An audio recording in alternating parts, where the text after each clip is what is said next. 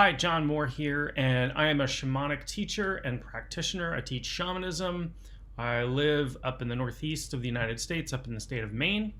And today I want to talk to you about shamanic initiation, and specifically talk about what it's like and what are maybe some of the signs and symptoms of shamanic initiation, and what's the process, and is it a ceremony or is it something else?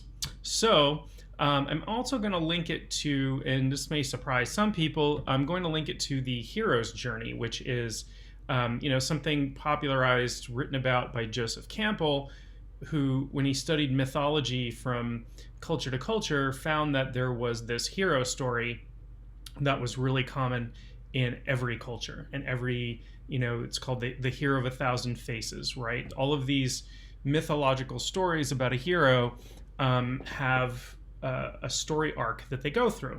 And I'm going to relate them to some modern mythology because I'm a huge sci-fi fan, so I might relate it to, say, Star Wars or Dune. The new Dune movie just came out recently. I'm a huge fan of Dune. I've read the book several times and watched the old movie and have watched the new movie now. So let's talk about shamanic initiation. So when some people think of initiation, they might think of like a ceremony, right? I'm being initiated or inducted into a hall of fame, and I'm gonna go through and I'm gonna have a special ceremony. In many indigenous cultures, and even in non-indigenous culture, there is a ceremony that goes along with initiation, but it's not the initiation. In shamanism, initiation is always done by spirit. Spirit is the only force that can initiate you.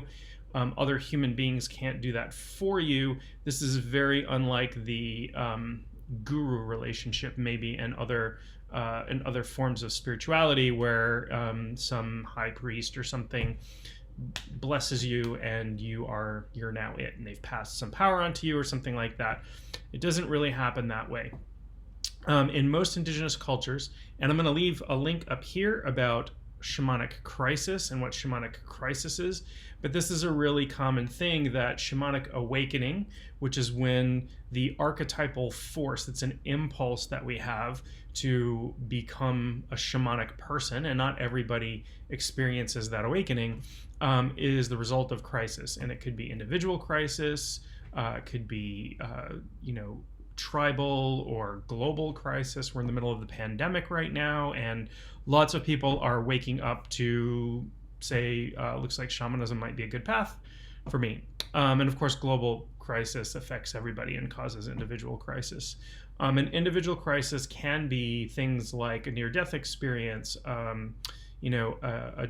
life-altering illness, a mental health crisis, a severe, some sort of severe trauma, even sort of, some of the signs in other cultures might be getting hit by lightning or being born with certain birth defects that would sort of mark you out as somebody that spirit has chosen to be a shaman in that culture. In non-indigenous cultures, so when I teach people who are not connected to indigenous cultures, most people who come to me who want to learn shamanism in depth, they want to not just take a weekend class and learn a couple of basics and kind of explore what shamanism is, and that's totally fine, but people who want to study shamanism for years as their personal spiritual path, or work with other people as a shamanic practitioner, all of those people will have gone through some kind of crisis, because in my experience, 100% of the time, those people have had some kind of crisis in their lives, gone through trauma or what have you, something pretty severe. And I'm included in that. I came into shamanism as a result of trying to help out with some pretty severe PTSD, and that I was diagnosed with in my early 40s, and said, I didn't know anything about shamanism, I'm going to use this as my healing path. But spirit really initiates you, and what that means is you will have these other crises along the way, small ones. You will find allies. You will do your hero's journey as you're going through shamanic training. You can't just You can't just be a shaman in any culture. You know, there is always a didactic element where you have to learn techniques, learn how to journey. If you're in a culture that uses plant medicine, you have to learn how to make that. You have to learn specific songs. There's usually music or dancing or something else involved with that. There's a lot to learn. And so you do have to do that learning. But while you're doing that learning, if you are on the path, Spirit's going to initiate you. And though I do teach shamanism and people pay me to learn shamanism, I am not here to sell you on the path of shamanism, because it is not for everybody, and it is not a path. I like this. This is sort of a tongue-in-cheek way of saying it, but shamanism ain't for wimps. It is not light and rainbows and unicorns. It is going to drag up your emotional stuff and force you to confront it. And that is not pleasant at times. It is not happiness, rainbows, unicorns, and candy canes all the time, or even most of the time. That being said, when you pass through that, that gunky stuff, and clear it, you heal yourself. And when you heal yourself, you heal the world.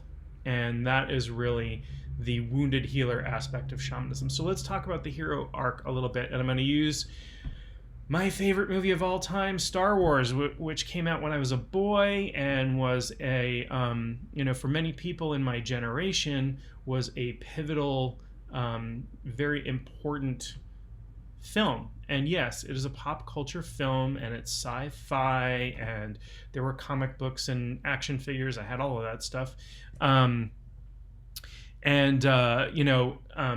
But George Lucas very purposefully wrote that to implement the hero's journey. And one of the reasons why these stories have legs and last for so long and are so popular is they touch something very archetypal in us. And that's called the hero's journey.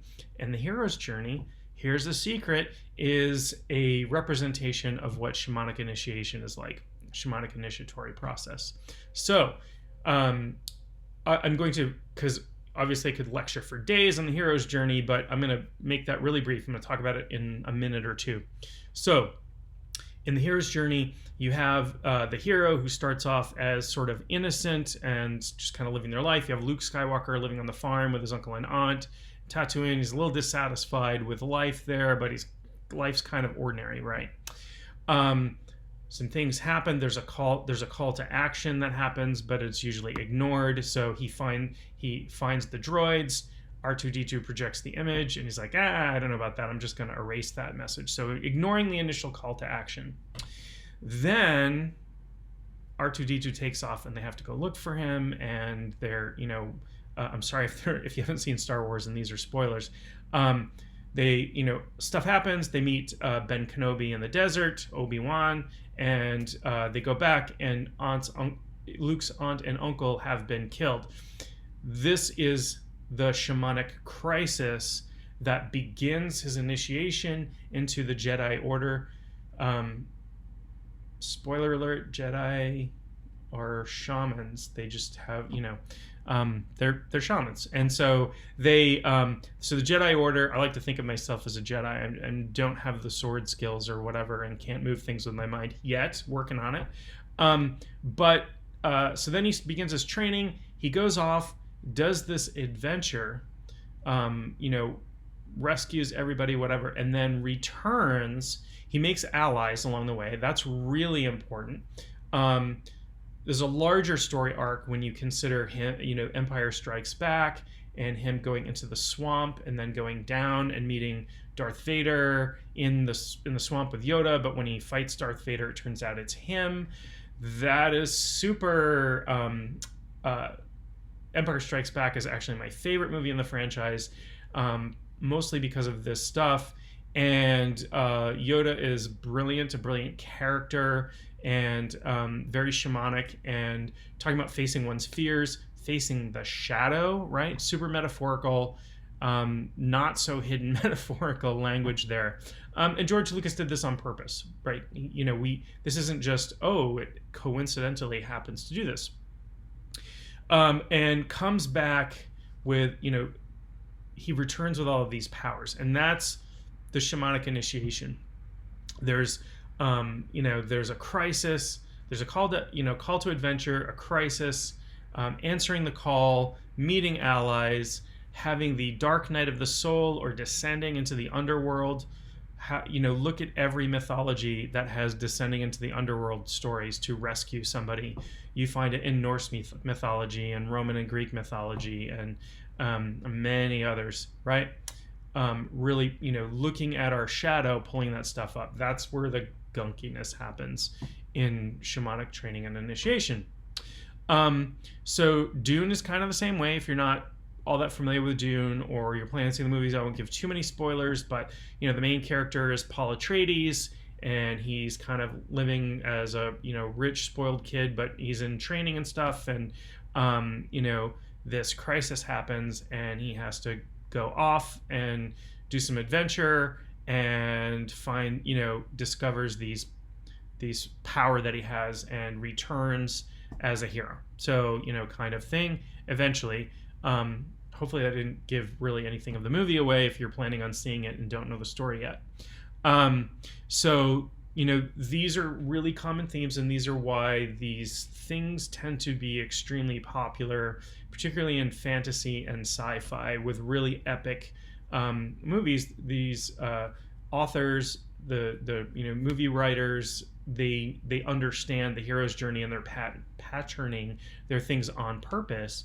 But the reason why they speak to us so deeply is that they're archetypes that have been existed in human culture forever. And the shamanic archetype has existed even before that. So yes, that is a lot what initiation is like. So I like an initiation, an actual initiation, to taking your entire life and putting it inside one of those snow globes they sell to tourists. The little plastic bubbles that you shake up and it looks like it's snowing? And then taking that snow globe and going to a hardware store and putting it into a paint mixer that just shakes the heck out of it. And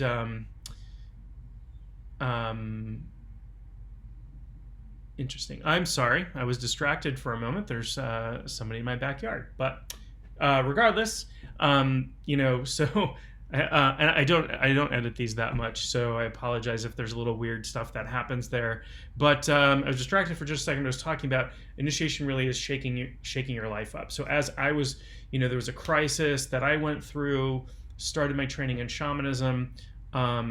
During that process, I wound up getting a divorce. Been married for almost 20 years. Wound up getting a divorce. Had another relationship after that with a shamanic practitioner who wound up being quite unhealthy and very abusive, and the relationship ended really poorly. And so there's another little crisis in there. But each time I've come through stronger, and I have been through in my training, besides my apprenticeship and my teacher training and lots of specialized training, I went through a 2-year initiatory process where I was going through these ceremonial initiations that were meant to prepare me for deeper work. But again, these were processes, but it's still spirit doing the initiation. I will do another video about the phrase becoming the hollow bone. The phrase the hollow bone is really kind of the goal of shamanic initiation. It's where you become like a hollow bone, a clear channel for spirit to work through into the world, into the physical world. So that is shamanic initiation in a nutshell. It is a much more complicated topic. I'm sure I will do more videos about this in the future. I hope you are happy and healthy and stay that way, and I will talk to you real soon.